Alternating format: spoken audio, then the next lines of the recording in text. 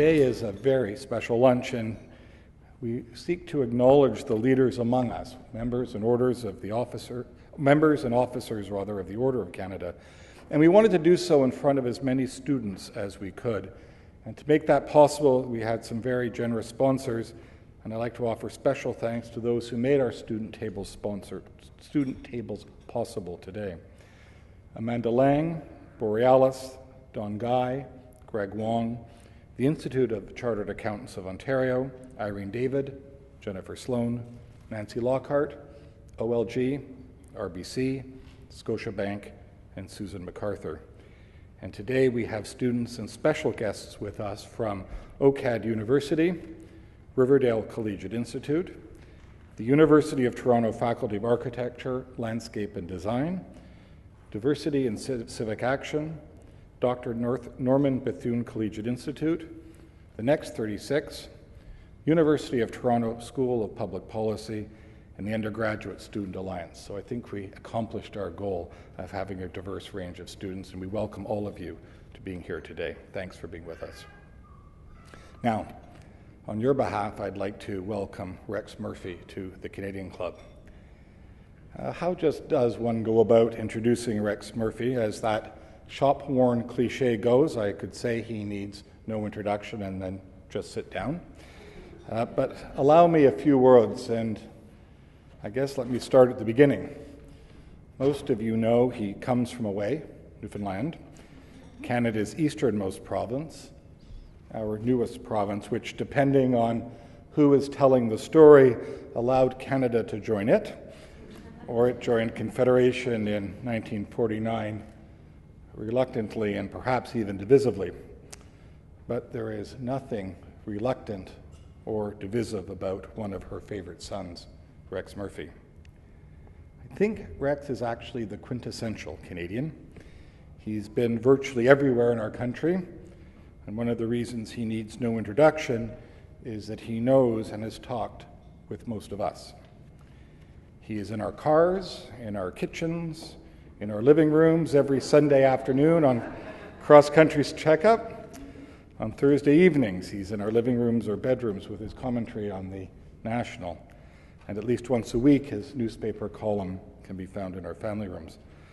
Rex, I think it's about time you moved out and got your own place. He has seen Canadian politics from every vantage point. He has an unblemished electoral record. He's lost 3 times in Newfoundland provincial elections, running for both the Liberals and the Conservatives, although not at the same time. In his work, in his travels, in his conversations, he has acquired a sense of this country like few others. He knows Canada and Canadians, our opportunities and challenges. And he deals with all of this and us weekly on cross-country checkup. Rex greets our opinions and comments with patience and grace, and wit and humor, and of course, his unquestioned intellect. So who better than this Rhodes Scholar, respected opinion leader, award-winning writer and broadcaster to celebrate those remarkable Canadians who have been nominated to the Order of Canada, to tell us of the service and the work of these 3 deserving recipients. 3 people who, with very different talents, an artist, an architect, and a social activist, have worked so hard to make a difference for Canada, who truly embody the Order's motto, they desired a better country. Rex Murphy, the Canadian Club podium, Canada's podium of record, is yours.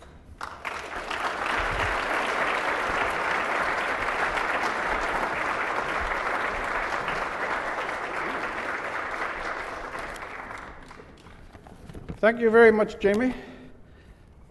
I don't know if I could have improved on that if, as you probably guessed, I wrote it myself.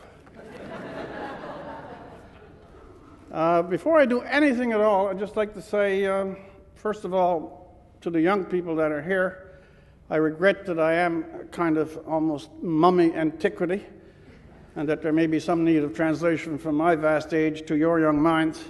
But it is really, really good to see so many young people in an institution that speaks of time itself. So thank you very much for being here.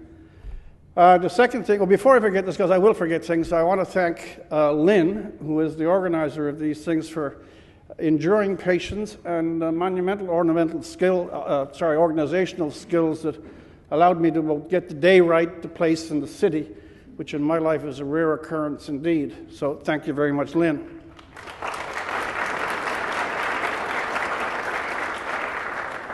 Now, the third thing I'd like to say is that all that Jamie just told you, of course, is a farcical lie.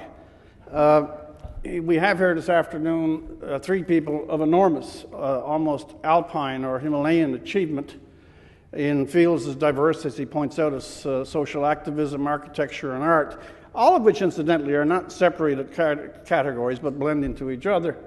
These are persons of such excellence and such achievement that even reading their resumes put me into a profound depression. I have no life. And as far as I can tell, in contrast with the deeds, accomplishments, and creations of these people, I'm not fit to be on the same stage with them. So the only reason that Jamie had me here was because he wanted something of an ultimate contrast. And my reputation as a professional anticlimax ranges from the quite personal to the very public. So I'm really here as someone filling a stage while people of real worth, real integrity, and real accomplishment give you the example of their ways, and one hopes through their stories some element that makes a connection with you and makes a connection with the country as a whole. Before all three come to the stage, I have just one more thing to correct. Jamie, I think, incidentally, that all of this room, the people in this room, are people of high moral as well as intellectual sensibility. So it's with great regret that I heard Jamie announce that I had indeed, at one point, run in Newfoundland politics. This is not exactly a felony, yet, but it operates on the same plane of social esteem as throwing rocks at a convent or stealing sheep for the purposes of carnal engagement. No. Newfoundland is a very lonely place. And we have some spectacular sheep. No, not true. It was a gesture of sanity on the part of the Newfoundland people that I only ran twice incidentally. The first time I ran, they rejected me with some kindness, a mere 160 votes. And the second time that I was impertinently enough to ask for their vote, the second time they beat me by, I think, 8,900 and gave me a plane ticket to boot. So the purpose today, can we now ask our people to come up to their chairs? The purpose of today is really very simple. I'm just a turnstile. I'll ask Ratna and Bruce and Charles to, in that order, I'll take this one here, is to introduce these three people. They've all been distinguished by the highest order that this country has to offer. They are persons, as Jamie has already indicated, of extensive accomplishment in various fields. And one of the purposes of the day is to get some sort of personal connection between the work that they do, the fact that their country. This is a big thing, even though in these ironic times we don't take distinction and achievement much as we should. Their country has acknowledged the excellence and force of what it is that they do. And I'd like to find out how the actual award made some difference to them, but I'd also, much more to the point, want to find out what it is about their work that gives them the drive and energy that they have, and that speaks to some degree of our common community. And before I will start with Ratna. Before I do, I won't be giving huge biographies. Their accomplishments are so numerous that resumes alone would keep us till the hour of the camera is done. I will point out to Ratna, though, we do share one characteristic. I was all of 2 years of age when Newfoundland made the tragic decision to rescue the rest of Canada from its many woes. So I, like you, am an immigrant. And when I first came to Toronto, I felt the full force of that. It was a kind of a culture shock. I think it was because I had culture, but we. But let's let that pass. There is no question that Ratna Amidvar is herself a person of extraordinary energies and extraordinary reaches. Other people on this, I'll call it a panel, work in various materials or various mediums. She works at the texture of what it is that constitutes this country and the renewing of that texture. She works with those who come to Canada. She is herself an immigrant. And she has done so many things, from the June Callwood lectures to special articles in the Globe and Mail, that again, to unfold them all is a pointless thing. I'd just like to, and then I will sit down, I'd just like to ask Ratner first off what it meant when you, who came to this country within 2 decades, are acknowledged by the highest authorities that we do have, and they're serious authorities, for the work that you have done. And what is it in the work that you have done that is most central to you? Well, I want to talk about the day I got the call from the Governor General's office. And as any other immigrant, there's a healthy streak of concern when the Governor General calls you. And I thought I had done something wrong. And I frankly didn't believe the phone call, and I said, no, you must be kidding me.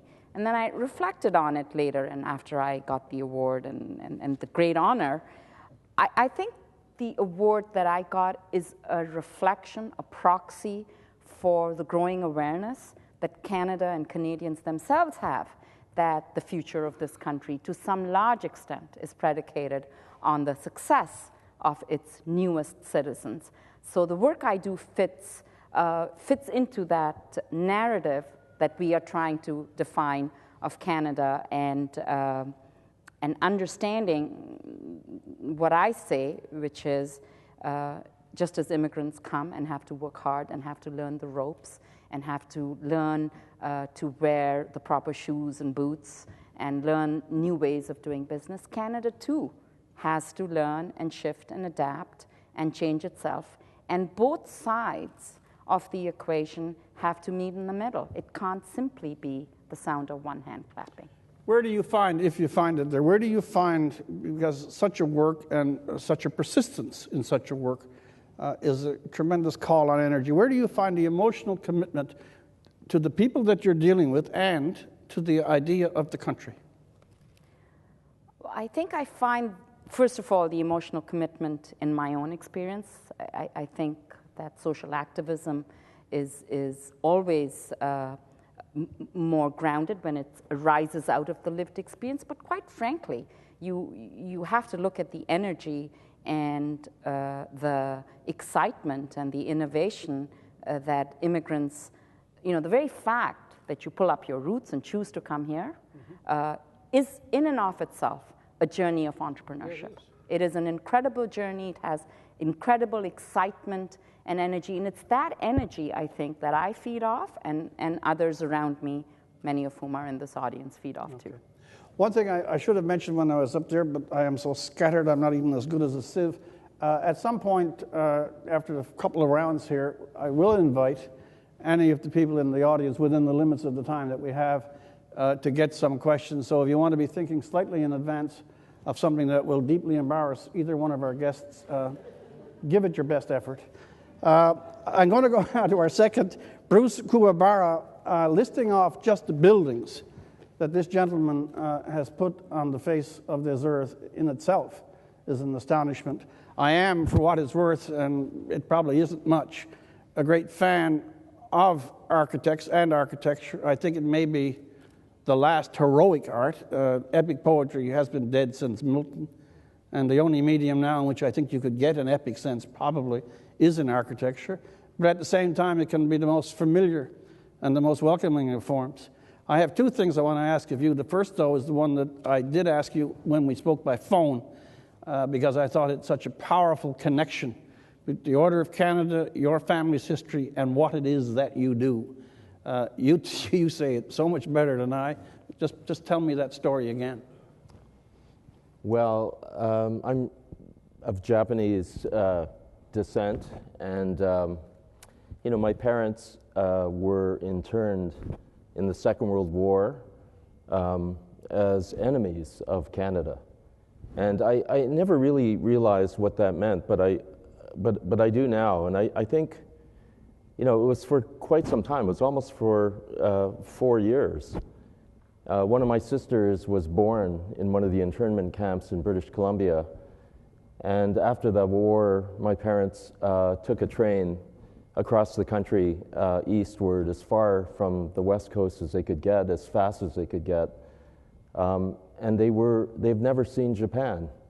They were born in Victoria and Vancouver, and they, like I think 26,000 others, were interned for that period of time. And so when they arrived in Hamilton, where I was born, I really felt very strange. I've got to tell you, it's a really weird feeling, but I felt very uncomfortable going to public school, and I always asked my parents, why us? Why does everyone hate us? And I hated Canada in return, because you go to school and you think, well, this is just not a good thing for me.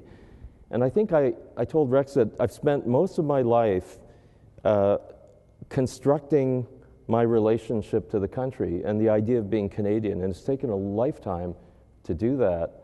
And I see architecture, and I know there are a lot of architecture students in the room, but architecture is wonderful because it's the vehicle through which you engage and understand the world, and you can create the vision of the world you want to live in.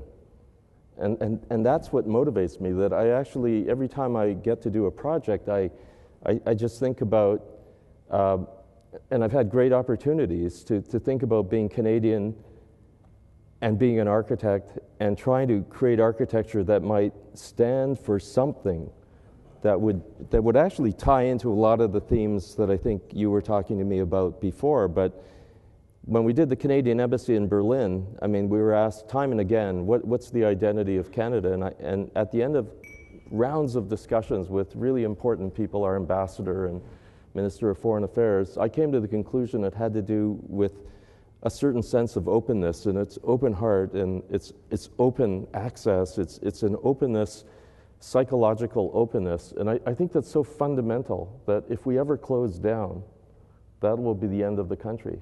So that's what I would start with.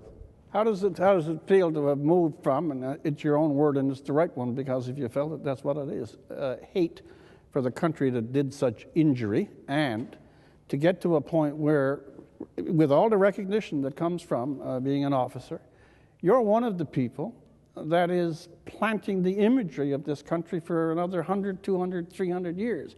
So whatever it is that the rest of us come to love from there is partially going to be both fingerprint and DNA from your mind. That's a fantastic, it's a fantastic thing to do architecture, to make the world you want to live in. And, it's project after project. We're working now in Ottawa on the Global Center for Pluralism for the Aga Khan, and I think it's remarkable that he chose Canada for an institution that would actually study pluralism and all of its dimensions. And when he was in Toronto, he said at a lecture that the concept of pluralism, which I think is fundamental to our democracy, is not something that you're born with. It's not natural, that it's something that you have to study and learn. You actually have to be ingrained in a different way. And I think that's fundamental. So when we're doing all of these projects, there are a number of themes about thinking about how to live in the world you want to live in that I think are, for me, top of mind every time out. And I think our work is different because of that. The way our practice is set up. I have 2 women partners who are pretty incredible, and a male partner, and it's just a different kind of dynamic. That's all I would say. It's a 21st century dynamic. Thank you very much. I knew that I was going to like Charles Pachter even before I probably knew his name, because I saw the picture with the moose. And of course, I didn't recognize the other creature that was on the back until some time later. I come from Newfoundland, where I mentioned sheep already. We also have relationships with moose, if here it is. We introduced moose in Newfoundland, and now they virtually are the equal of the native population. So I'm closer to your work, perhaps, than to Bruce's, but you'll understand why. But Charles Pachter's work, again, is universally known. The phrase, the word, which is a cliche, but you cannot find any other one to fit it. He has the gift of iconic statement through the works that he does create. He's also another miracle. Most of you are young, and the idea of art will obviously come with a very grievous face, long beard, and furrowed temples. But actually, art, from lyric poetry even to epics, has episodes of deepest humor. Humor is a path just as much as the sublime. And I'm going to ask Charles Pachter now, what did it mean to him? Because he's touched both the populist and artistic chords. What did it mean to him when the great blade came down upon the shoulder? I'm being metaphorical here, of course. And you were recognized by your fellow citizens and by your distant sovereign. Well, it's wonderful listening to my co-panelists here talk about their origins. And one of the things I think we all share as Canadians, that at some point we were all immigrants to this place. Doesn't matter where you're from or what your background is. In my case, my little immigrant grandmother came from a little town on the Black Sea to Edmonton in 1913. My mother was born in Edmonton in 1915, and the family immigrated back to Toronto in the 20s. I was born in the middle of the Holocaust. My parents named me Charles Stewart, just to be sure, and we moved to an Anglican neighborhood in North Toronto. We were the only Jewish family on the street. We were not religious. We were like a Woody Allen family. And I came home one day and I said to my mom, how come we don't have pictures of the baby Jesus up on the wall like all the other kids? And my mother said to my dad, Harry, say something. You tell him. And my little immigrant grandmother, who was trying so hard to assimilate, called me Charles because she thought Charles was plural. There was no such a thing as multiculturalism in the 50s. If you were not, in my neighborhood, Anglican or WASP in North Toronto, you were different. And people tried so hard to assimilate to the majority culture. Today, Canada is a miracle. It's the envy of the world. And at the time that I grew up, it was a very different place. When I became a member of the Order of Canada in 1999, I got a phone call. This is the absolute truth. At Vaughan Road Collegiate in grade 9 in 1957, I got D- in art from Miss Hudgens. She would put a daffodil up in the front of the class and bang a buzzer and go, "Start, work!" And we'd have to draw the daffodil, and at the end you'd have to hold up your daffodil, and she'd say, "What would you give that out of 10, dear?" And I said, 9. She said, "No, 2. Thank you, sit down." The phone rang, and honest to God, the voice, the squeaky little voice said, "Hello, Charles, dear, do you know who this is?" I couldn't believe it. It was Miss Hudgens after 50 years. And she said, "I always knew you had it in you, dear." Thanks, Miss Hudgens. The reason I became so fascinated with Canada, being the grandson of immigrants and living in this WASP neighborhood in North Toronto, was by some fluke. My aunt heard on the radio that the CBC was looking for a kid to play a lost boy at the CNE. It was August in 1947. It was the National Film Board at its height. P.S. You can see this movie on YouTube. I'm telling you all about it. It's one of the kitschiest, funniest movies ever made by the National Film Board. It's called Johnny at the Fair, and I was Johnny. They let me loose at the CNE for 2 weeks, and I got this illusory impression then that everything Canadian was glamorous. I shook hands with Mackenzie King. I got kissed by Barbara Ann Scott. I sat on Joe Louis's lap. He had just won the World Boxing Championship. And most important of all, I pet a moose on the Midway. Wow. There was a fellow from Northern Ontario, a little town called Gogama. That's the beauty of the world we're living in now. You can go on Google. Joe LaFlamme was his name. Who said Canadians didn't have eccentrics? He looked just like Moses or Jesus. He went to Broadway in 1946 in New York with his pet moose. 100,000 people showed up in Times Square to see this guy. He was one of the highlights at the X. I can still smell the fur and the sawdust on this creature. It was a lady moose because she didn't have antlers. Long story short, I grew up in the middle of the pop art world in Canada. I could never understand why this country, we were brainwashed into thinking that everything that came from elsewhere was consequential and everything that came from here wasn't. I couldn't understand. I started to read about people like Louis B. Mayer, who left Glace Bay, Nova Scotia to found Hollywood. I thought about the whole colonial mentality. I was fascinated by the monarchy. Why? In school we were taught the moose was the monarch of the North. My dad drove a Monarch. Does anybody remember the Canadian Mercury? And then I was only 10 when the coronation came and the CBC brought the tapes over. It was one of the great moments of Canadian, colonial, imperial, British Hollywood extravaganza. This beautiful young woman who was like totally fabulous to watch, and her every move and the rest of it. But I still grew up wondering, to this day, as much respect as I have for the entire royal family, what is it about our country that means that we haven't found our own way to express our head of stateness? It hasn't happened yet. I was thrilled with Adrienne Clarkson. I was thrilled with Michael Jean. I thought Canada had finally gotten its act together. I love this Rosedale Anglican British family. Don't get me wrong. I think they're amazing. And I think they've had their problems, and because of the way the world is today, their personal problems are out there for the world to see. You can only have admiration for Elizabeth, this woman who's been on the throne for 60 years. But you have to ask yourself, as the French say, qui sommes-nous? D'où venons-nous? Où allons-nous? Is there any hope that we may have in the future to move on? And my work has probed the psyche of this for the last 45 years. When I first put Queen Elizabeth on a moose in 1973 as Queen of Canada, she was coming to the Shaw Festival to open the new Shaw Festival Theatre. My dealer at the time refused to show the paintings. He said, I don't have to show these and I don't have to tell you why. I lived on Shaw Street. I opened my own show called The Other Shaw Festival. It was a 70s happening. My friend Larry Brenzel had a Rolls Royce. His wife sat in the back with a glove and a hat going like this all afternoon in the Rolls Royce. Margaret Atwood poured tea on the lawn. Joyce Whelan was there. Greg Kerner was there. It was a 70s happening. Since then, the image of the Queen on the Moose has become a generic piece of Canadian post-pop. That's the one question I want to ask before I really do turn it over to the audience. And it's a serious question.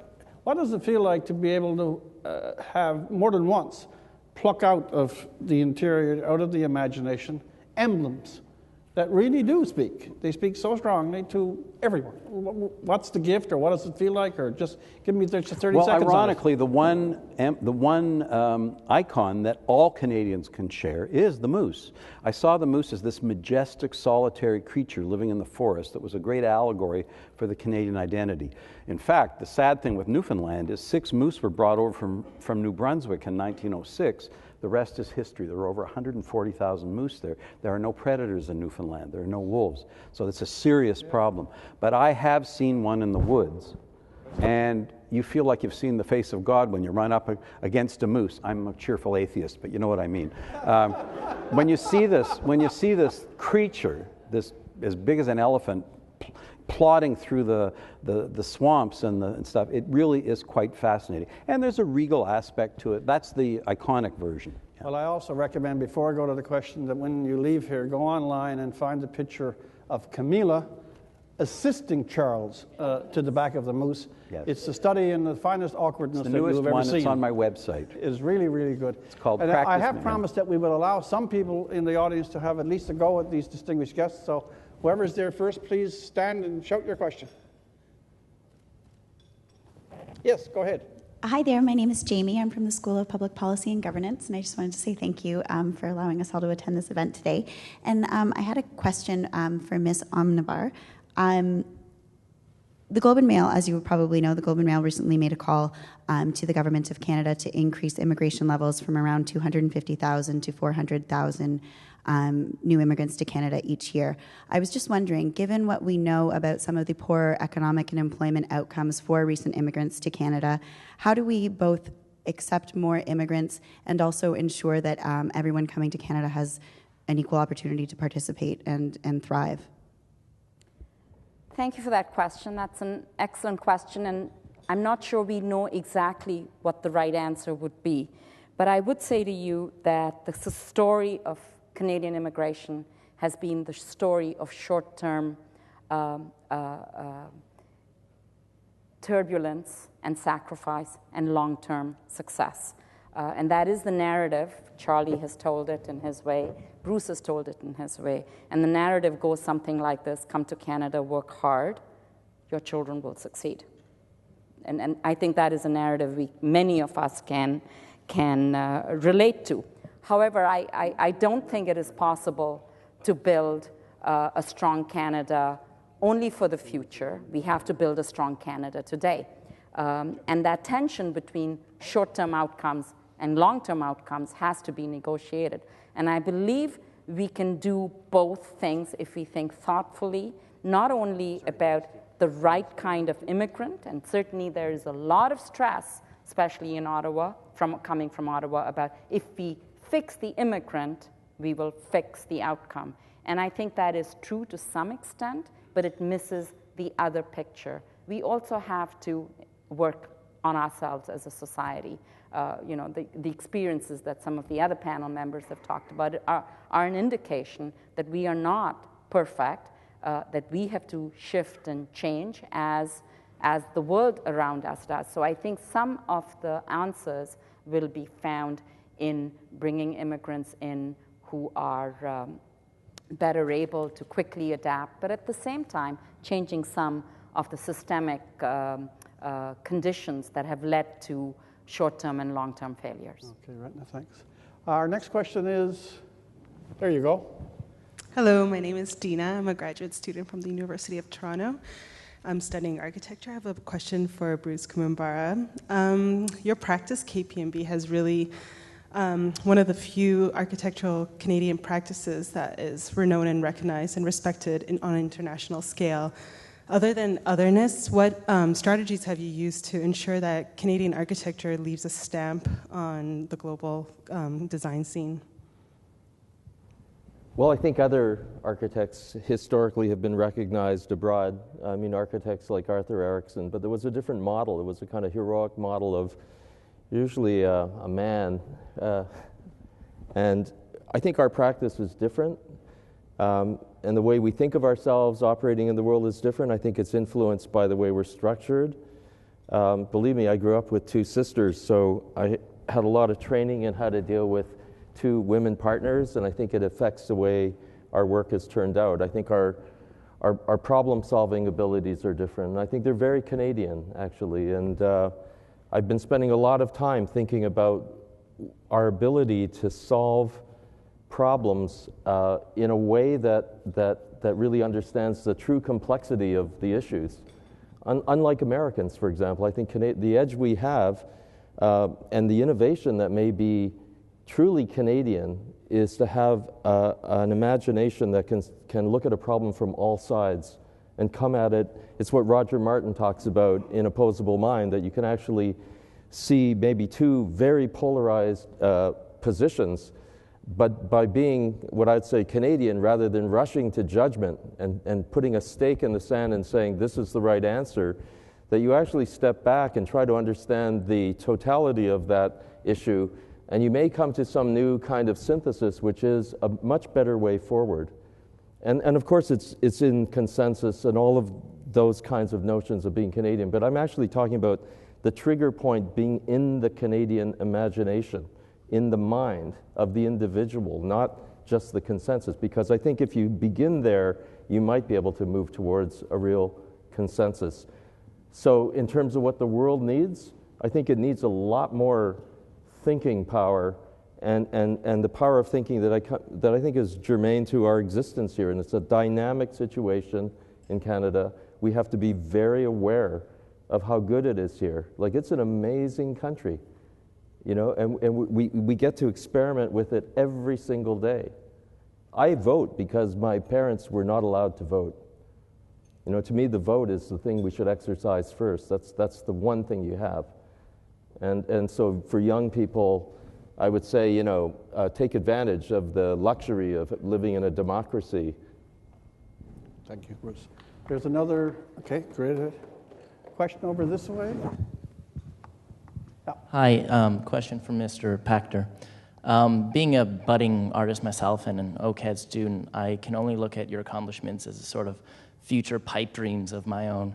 And it truly makes me wonder what wisdom you could impart if you could go back in time and speak to yourself when you were at my level or even the level of some of my fellow peers here.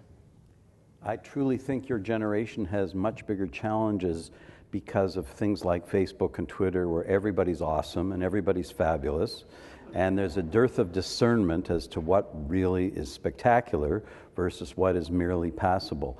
I think we have a plague of something called sincere mediocrity, and we have to deal with it in a major way because many people are not willing to admit. I mean, how many people can paint sunflowers? And have all their relatives say, "Oh, you're so awesome," like, wow. So, but this is what your generation is having to deal with: this incredible sea change in accessibility to everything. Who would have guessed that there may be not 10,000 or 100,000? There are probably 1 million websites out there with artists. There was a time when it was an elite pursuit. My advice to you is, and this is just me, I'm being totally subjective, do something mischievous. Do something that's going to irk the press. When I did The Queen on the Moose, it was trumped up in newspaper headlines all around the world saying, "Canada in royal rage over Queen on Moose, monarchists threaten to slash canvases, artists warned to stay indoors." The whole thing was nonsense. It was UPI and Reuters, but it was everywhere from Los Angeles to Johannesburg, and it became, the expression Queen on Moose became generic. P.S. I never sold one painting. Okay? That was in 1973. The other thing is, and I'm going to say it out loud and complain, in another country where there would be a more sophisticated kind of support network for other than Group of Seven decorative landscape, which is our legacy, great paintings that they are, the establishment, don't you think the Queen on the Moose should have been in the National Gallery years ago as a piece of post-colonial pop art? It's not there. It'll be there when she's gone and I'm gone, but we have to look at this. As a young artist, I say to you, think carefully about what's going on out there and what can you and only you perceive, examining the psyche of this fabulous nation, the second largest landmass in the world, underpopulated and not that sophisticated when it comes to contemporary visual art. It's tough on the living artists. Our contemporaries in other countries, whether it's in Berlin or New York or London or Paris, can you imagine these stories and auctions of paintings selling for 50 and 60 million pounds? For a Canadian living artist to get $30,000 for a painting after 50 years of work, you're at the top of your game. That's what we're having to deal with. My advice, quite simply, do something mischievous. Yep.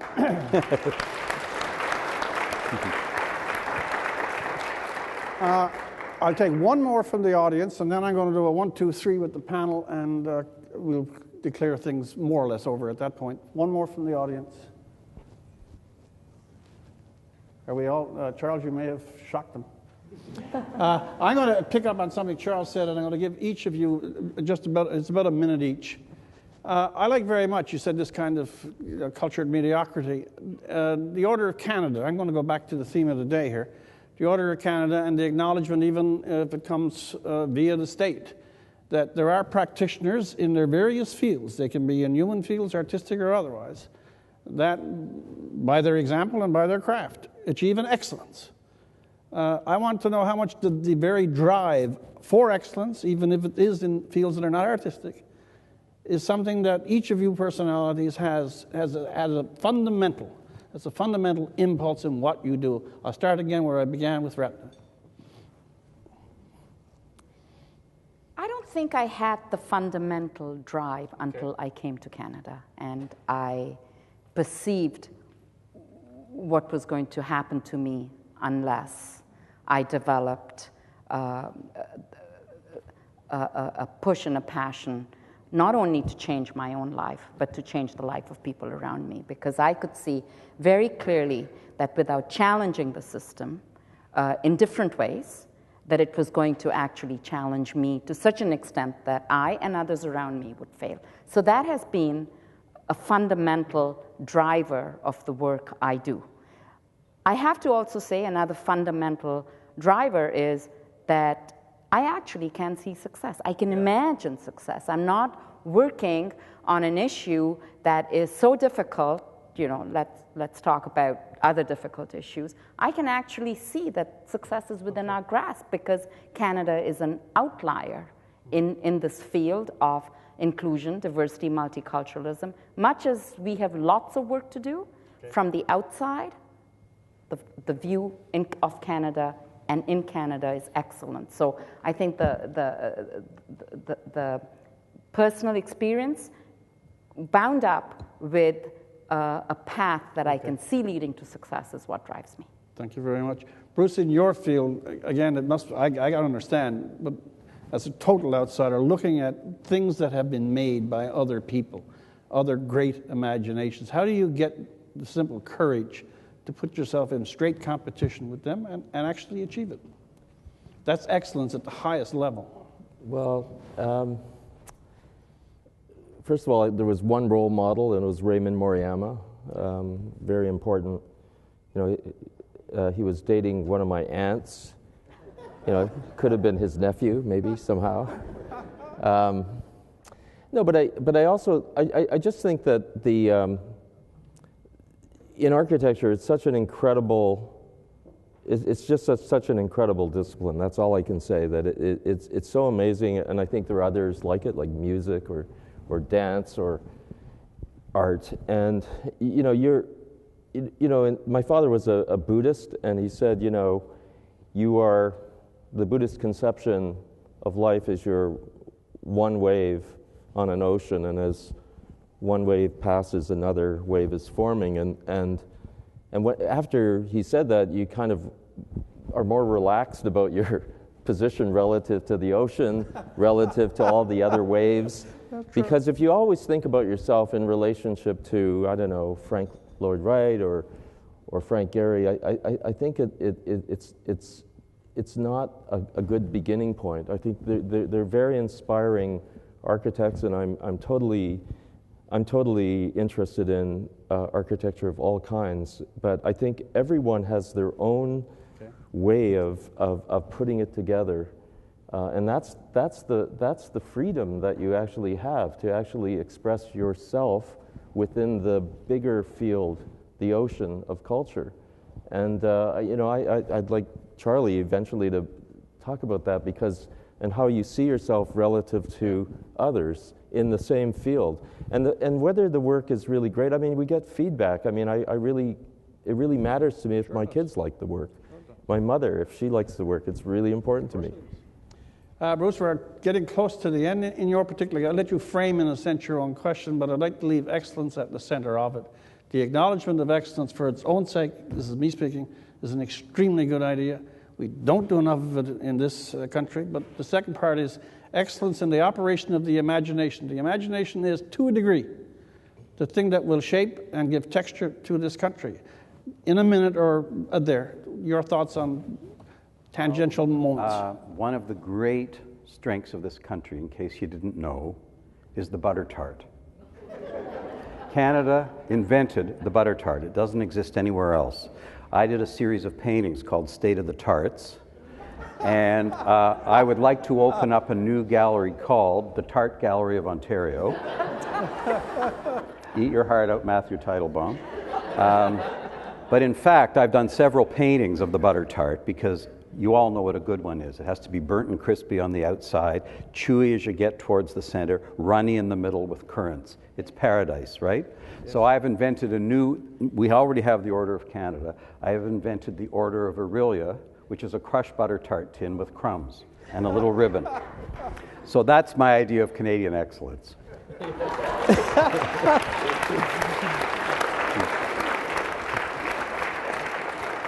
Well, I'll just add that with the new legislation that is being proposed for the workers of the street, you may have your Tart Gallery sooner than you think. I'd like to thank everybody here, but especially the panel who's been so obviously engaging and cooperative. I think it is a good thing, Jamie's idea of highlighting the excellent people that this country has. And to all of you who came and saw these three, thank you also for attending. You're very patient.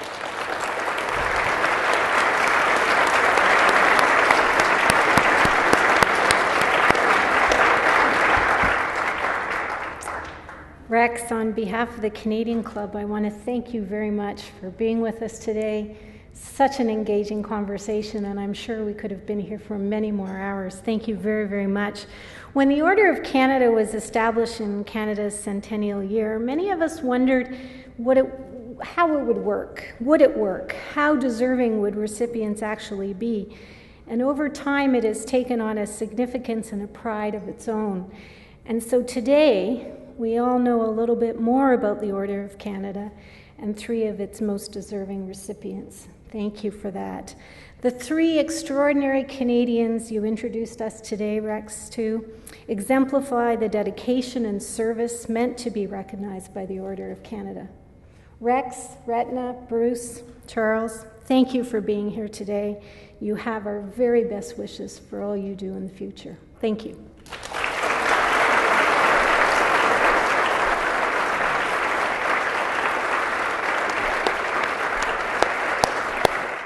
Well, Jennifer, thank you very much for the thanks, and thanks Rex and Ratna and Bruce and Charlie for really a true demonstration of Canadian excellence at lunch today. And one more round of applause for the four of them.